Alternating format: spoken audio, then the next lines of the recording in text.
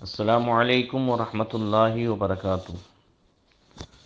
نحمده ونصلي ونسلم على رسوله الكريم وعلى آله وأصحابه أجمعين، أما بعد، فأعوذ بالله من الشيطان الرجيم، بسم الله الرحمن الرحيم۔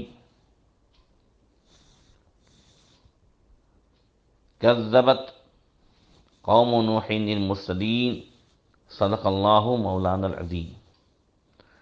درود شریف پڑھیں، اللہم صلی علی سیدنا مولانا محمد معدن الجود والکرم وآلہ وصحبہ وبارک وسلم۔ محترم سامعین، درس تفسیر میں حضرت نوح علیہ السلام کا تذکرہ چل رہا تھا، اور اخیر میں یہ بات ہوئی تھی کہ حضرت نوح علیہ السلام کے ساتھ جتنے ایمان والے تھے وہ سب کے سب طوفان نوح کے اس عذاب سے بچ گئے، اور بقیہ جتنے بھی تھے وہ سب کے سب جو ہے وہ ڈبا دیے گئے۔ اسی کے ساتھ ساتھ یہ بھی بتا دوں کہ جتنے جانوروں کو حضرت نوح علیہ السلام نے ایک ایک جوڑا لیا، وہ سب کے سب جو ہے محفوظ ہو گئے۔ روایت میں یہ بھی ہے، جیسا کہ غرائب القرآن میں بھی ہے، نزہۃ المجالس میں بھی ہے، اور دوسری تفسیر کی کتابوں میں بھی، کہ حضرت نوح علیہ السلام جب جانوروں کے جوڑوں کو کشتی میں داخل فرما رہے تھے تو اس وقت ایک گدھا جس کے 2 پیر کشتی میں اور 2 باہر، وہ سب سے آخر میں سوار ہوا تھا، مگر وہ اندر آ نہیں پا رہا تھا۔ نوح علیہ السلام اسے کہہ رہے تھے چل اندر، تو اس کے دونوں اگلے پاؤں تو کشتی میں آ گئے، لیکن جب اس نے پچھلا اپنا جو ہے پاؤں کشتی میں رکھنا چاہا تو لاکھ کوشش کے باوجود وہ اٹھا نہیں سکا، کیونکہ اس کے دم پر ملعون ابلیس جو ہے وہ سوار ہو چکا تھا۔ اور حضرت نوح علیہ السلام جلدی فرما رہے تھے۔ جب آپ نے گدھے کی اس پریشانی کو ملاحظہ فرمایا تو کہا آ جا، اگرچہ تیرے ساتھ ابلیس لعین بھی ہو۔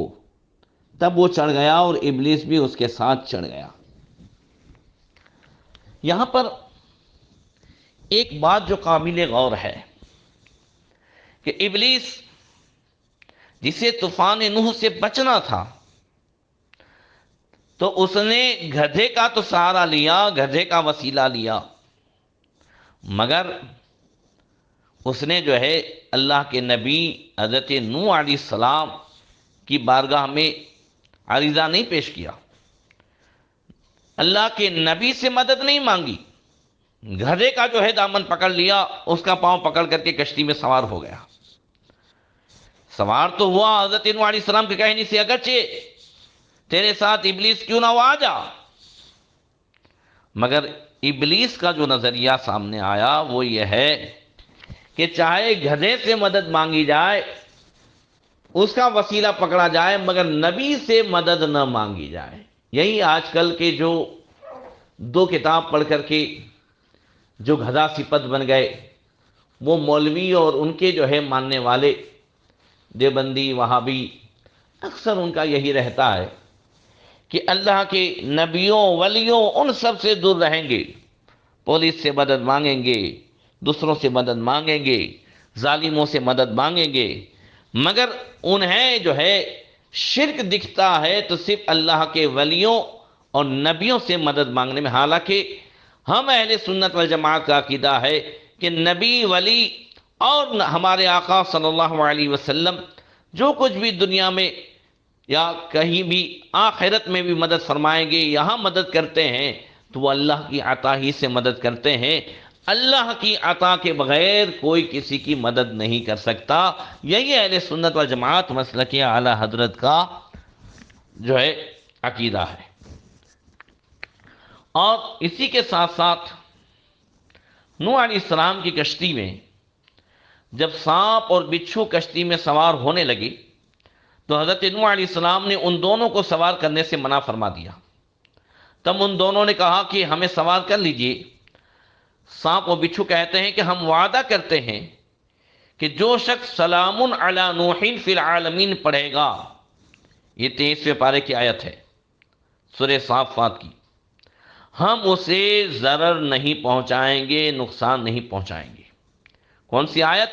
سلام علی نوح فی العالمین، جس کا میننگ یہ ہوتا ہے کہ نوح پر سلام ہو سارے جہان میں۔ اللہ اکبر۔ جو یہ پڑھ لے گا تو وہ سانپ اور بچھو کے ڈسنے سے بھی محفوظ ہو جائے گا۔ کیا شان ہے انبیاء کرام کی۔ اور حضرت نوح علیہ السلام نے یہ کشتی، یہ کوفہ کی جو جامع مسجد ہے جہاں اندر جو آج تنور ہے، وہ جامع مسجد کے باہر کے علاقے میں نوح علیہ السلام نے یہ کشتی بنائی تھی۔ اور حضرت نوح علیہ السلام جب کشتی پر سوار ہو رہے تھے تو آپ کے 3 بیٹے تو کشتی میں تھے، سام، حام اور یافیس، اور ایک بیٹا جو منافق تھا، کافروں کے ساتھ رہتا تھا، جس کا نام کنعان تھا، وہ کشتی میں سوار نہیں ہوا تھا، جو ڈوب گیا۔ چونکہ یہ منافق تھا، بظاہر مومن بنا ہوا تھا اور حقیقت میں کافر تھا، کافروں سے ملا ہوا تھا، تو اس کے غرق ہونے کا، ڈوبنے کا واقعہ اللہ تعالیٰ نے قرآن میں ذکر فرمایا کہ وَنَادَى نُوحٌ ابْنَهُ وَكَانَ فِي مَعْزِلٍ يَا بُنَيَّ ارْكَب مَّعَنَا وَلَا تَكُن مَّعَ الْكَافِرِينَ۔ اور نوح علیہ السلام نے اپنے بیٹے کو پکارا اور وہ اس سے کنارے پر تھا، اے میرے بچے ہمارے ساتھ سوار ہو جاؤ، کافروں کے ساتھ نہ ہو۔ قال سآوی إلى جبل يعصمني من الماء قال لا عاصم اليوم من امر الله الا من رحم وحال بينهم الموج فكان من المغرقين۔ نوح علیہ السلام نے جب کنعان کو بلایا اور کہا کہ کشتی میں سوار ہو جا، اسی میں نجات ہے اور کافروں کے ساتھ نہ ہو، تو وہ کیا بولا کہ میں کسی پہاڑ کی پناہ لیتا ہوں، وہ مجھے پانی سے بچائے گا۔ نوح علیہ السلام نے کہا آج اللہ تعالیٰ کے عذاب سے بچانے والا کوئی نہیں مگر جس پر وہ رحم کرے، اور ان کے درمیان موج حائل ہو گئی تو وہ ڈوبنے والوں میں رہ گیا۔ نوح علیہ السلام کا یہ بیٹا گھوڑے پر سوار تھا، اترا رہا تھا کہ میں پہاڑ پر چڑھ کر اپنے آپ کو بچا لوں گا۔ نوح علیہ السلام اسے کہہ رہے تھے کہ آج اللہ کے عذاب سے، اس کے رحم کے بغیر کوئی بچ نہیں سکے گا۔ یہی مکالمہ ان دونوں کے درمیان چل رہا تھا کہ طوفان کی اٹھنے والی موجیں ان دونوں کے درمیان حائل ہو گئی اور کنعان ڈوب گیا۔ ادھر اللہ آگے ارشاد فرماتا ہے وَنَادَى نُوحٌ رَبَّهُ فَقَالَ رَبِّ إِنَّ ابْنِي مِنْ أَهْلِي وَإِنَّ وَعْدَكَ الْحَقُّ وَأَنْتَ أَحْكَمُ الْحَاكِمِينَ۔ نوح علیہ السلام نے اپنے رب کو پکارا، عرض کی اے میرے رب، میرا بیٹا بھی تو میرے گھر والوں میں ہے اور بے شک تیرا وعدہ سچا ہے اور تو سب سے بڑھ کر حکم والا ہے۔ اللہ نے فرمایا قال یا نوح انه ليس من اهلك انه عمل غير صالح فلا تسألني ما ليس لك بعلم انی اعیذک ان تکون من الجاہلین۔ اللہ تعالیٰ نے فرمایا نوح وہ تیرے گھر والوں میں سے نہیں، بے شک اس کے کام بڑے نالائق ہیں، تو مجھ سے وہ بات نہ مانگ جس کا تجھے علم نہیں، میں تجھے نصیحت فرماتا ہوں کہ نادان نہ بن۔ حضرت نوح علیہ السلام عرض کرتے ہیں قال ربی انی اعوذ بک ان اسألک ما لیس لی بعلم والا تغفر لی وترحمنی اکن من الخاسرین۔ نوح علیہ السلام نے عرض کیا میرے رب میں تیری پناہ چاہتا ہوں کہ تجھ سے وہ چیز مانگوں جس کا مجھے علم نہیں، اور اگر تو مجھے نہ بخشے اور رحم نہ کرے تو میں ضیاءکار ہو جاؤں گا، نقصان اٹھانے والا ہو جاؤں گا۔ حضرت سیدنا شیخ ابو منصور ماتریدی رحمۃ اللہ تعالی علیہ نے فرمایا کہ نوح علیہ السلام کا بیٹا کنعان منافق تھا، آپ کے سامنے اپنے آپ کو مومن ظاہر کرتا تھا، اگر وہ اپنا کفر ظاہر کر دیتا تو حضرت نوح علیہ السلام اللہ تعالیٰ سے اس کی نجات کی کبھی التجا نہ کرتے۔ اللہ تعالیٰ نے نوح علیہ السلام سے وعدہ فرمایا کہ آپ کے گھر والوں کو نجات حاصل ہوگی، تو اس لیے آپ نے اپنے بیٹے کے متعلق عرض کیا، اور وہ بھی اس کی منافقت کی وجہ سے۔ اللہ تعالیٰ نے فرمایا اس کے عمل اچھے نہیں، یعنی وہ کافر ہے۔ پہلے مرتبہ قربت دینی کا ہے، اور اگر یہ حاصل ہو تو رشتے کی قربت کا بھی فائدہ ہوگا، ورنہ کوئی فائدہ نہیں ہوگا۔ یعنی جسے دین حاصل ہے، ایمان حاصل ہے، تو اسے جو ہے سارے فوائد حاصل ہے، اور جس کے پاس ایمان نہیں تو اس کو جو ہے کوئی فائدہ حاصل نہیں ہے، نہ نبی سے رشتے کا فائدہ، نہ نسل کا فائدہ، سب سے پہلے کہ ایمان اسے حاصل ہو۔ حضرت سیدنا امام حسن بصری رضی اللہ تعالیٰ عنہ فرماتے ہیں کہ کنعان نوح علیہ السلام کی بیوی کا بیٹا کسی اور خاوند سے تھا، آپ کا اپنا بیٹا نہیں تھا۔ حضرت مولا کائنات فرماتے ہیں، آپ پڑھتے تھے کہ وَنَادَى نُوحٌ ابْنَهُ، نوح علیہ السلام نے وَنَادَى نُوحٌ ابْنَهَا کہ نوح علیہ السلام نے اپنی بیوی کے بیٹے کو آواز دی کہ کشتی میں سوار ہو جاؤ۔ بہرکیف یہاں پر جو بات ہمیں سبق کے طور پر ملتی ہے، جسے حضرت سیدنا شیخ سعدی رحمۃ اللہ تعالی علیہ نے بیان فرمایا، وہ فرماتے ہیں کہ پیسر نوح بابدا بنشست، خاندان نبوتش گمشود، سگے اصحاب کہف روزے چند، پے نیکا گرفت مردم شود۔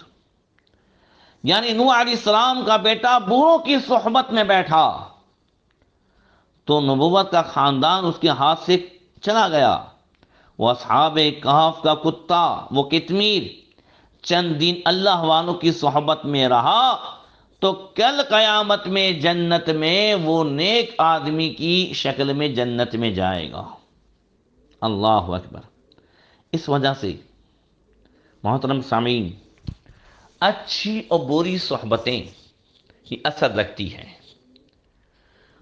سلطان الہند خواجہ غریب نواز رحمۃ اللہ تعالی علیہ نے فرمایا، الصحبت تؤثر، صحبت ضرور اثر رکھتی ہے۔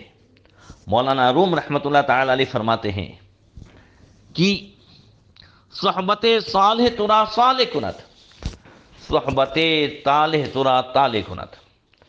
اچھی صحبت تجھے اچھا بنائے گی اور بری صحبتیں تجھے برا بنا دے گی۔ اچھی اور بری صحبت کی مثال اللہ کے رسول صلی اللہ علیہ وسلم نے حدیث سے پاک میں بیان فرمائی۔ یہ مسلم شریف کی حدیث ہے حضرت ابو موسیٰ رضی اللہ تعالی عنہ سے کہ نبی کریم صلی اللہ علیہ وسلم نے ارشاد فرمایا، انما مثل جلیس الصالح و جلیس السوء کحامل المسک و نافخ القیر۔ حضور نے فرمایا کہ اچھے اور برے دوستوں کی مثال جیسے مشک کا اٹھانے والا اور آگ کی بھٹی میں پھونکنے والا۔ حضور فرماتے ہیں کہ حامل المسک اما ان یحظیک و اما ان تبتاع منہ و اما ان تجد منہ ریحا طیبا۔ حضور فرماتے ہیں کہ جو مشک لیے ہوئے ہے، تو اگر جس کے پاس مشک ہے اس کے پاس بیٹھے گا تو تجھے کیا فائدہ ہوگا؟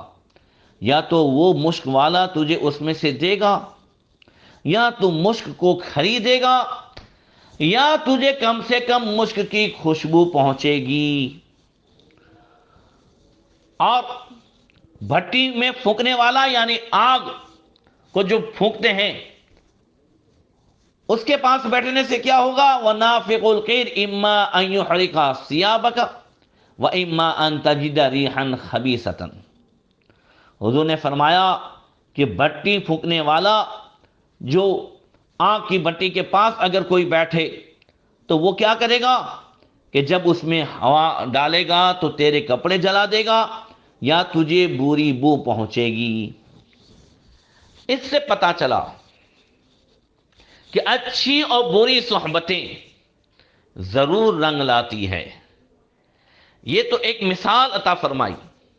اسی طریقے سے اگر بدعقیدوں کے پاس بیٹھیں گے تو بدعقیدگی آئے گی۔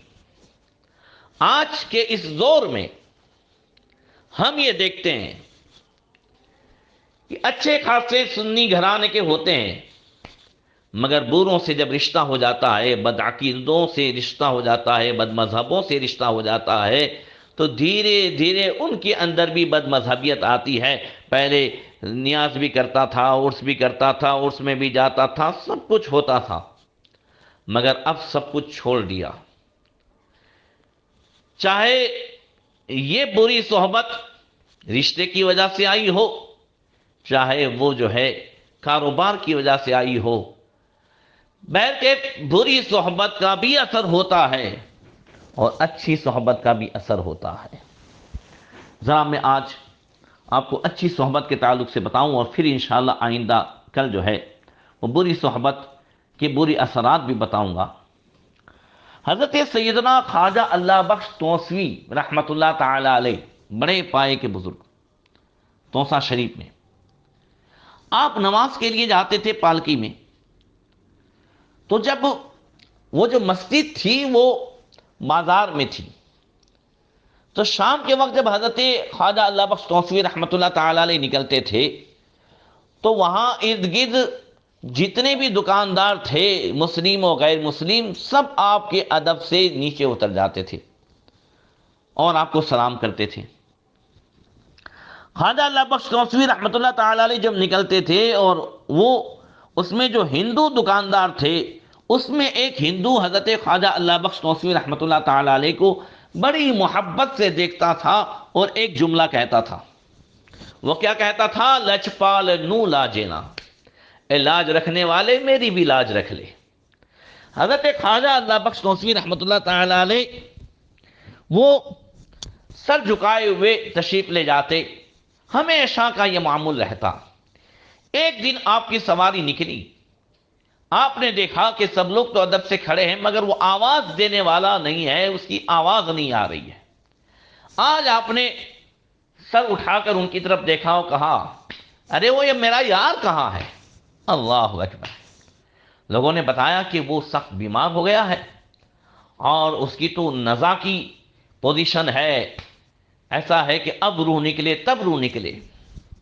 حضرت خواجہ اللہ بخش توسوی رحمۃ اللہ تعالی نے فرمایا کہ ہم نماز بعد میں پڑھیں گے، یار کو دیکھنے چلتے ہیں۔ جب وہاں پہنچے تو اس کے گھر والے بھی اور محلے والے سب کھڑے ہو گئے کہ مسلمانوں کے بڑے پیشوا آئے ہیں۔ سب نے بٹھایا، اذن نے کہا وہ یار کہاں ہے جو کہتا تھا لجپال نو لاجنا؟ لوگوں نے بتایا اس کا آخری وقت ہے اور اسے کمرے میں بند کر دیا ہے۔ حضرت نے فرمایا ہم اسے دیکھیں گے، ہم اس کے پاس جائیں گے۔ ان کے گھر والوں نے کہا کہ ہماری قوم کا یہ رواج ہے کہ جو آخری حالت میں ہو، تڑپتا ہو، اس وقت جو ہے اس کے پاس کوئی نہیں جا سکتا جب تک کہ اس کی روح اس کے جسم سے نہ نکل جائے۔ حضرت نے فرمایا ہمیں جانے دو۔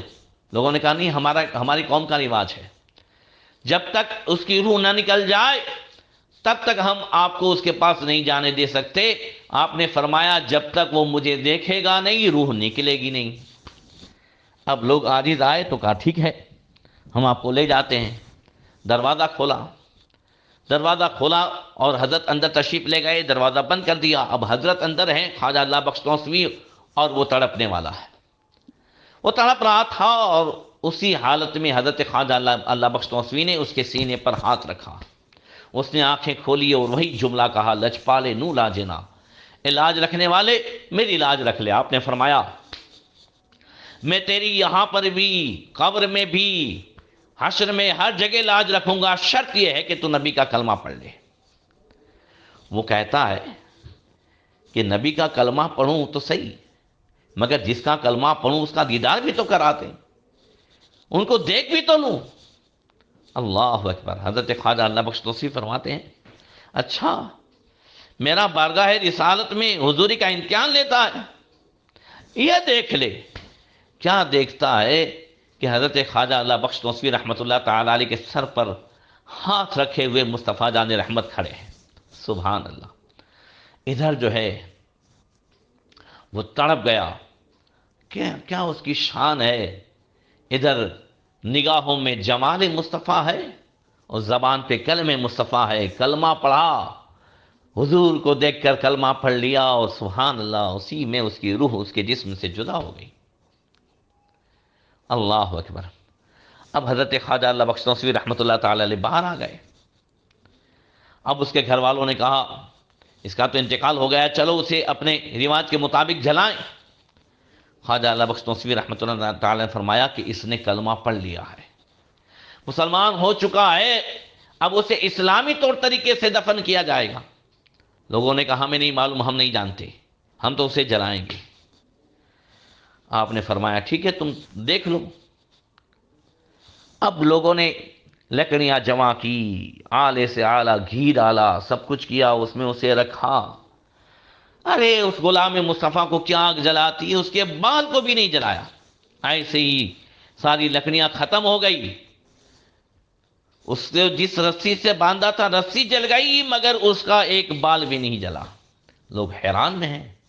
اب حضرت خواجہ اللہ بخش توصیفی رحمۃ اللہ تعالی علیہ جلال میں آئے، فرمایا سن لو، کچرے کو جلایا جاتا ہے اور خزانے کو دفن کیا جاتا ہے، لہذا یہ جو ہے کلمہ پڑھ کر کے خزانے والا ہو گیا ہے، اب اسے تم جلا نہیں سکتے، دنیا کی کوئی آگ اسے نہیں جلا سکتی ہے۔ اب لوگوں نے مجبور ہو کر حضرت خواجہ اللہ بخش توصیفی رحمۃ اللہ تعالی علیہ کو اس نیو مسلم کو دے دیا۔ آپ لے گئے، آپ نے اسے غسل دلایا، نماز جنازہ پڑھائی، اور اپنے ہاتھوں سے قبر میں اتارا، خود بھی قبر میں اترے، اپنے ہاتھوں سے رکھا۔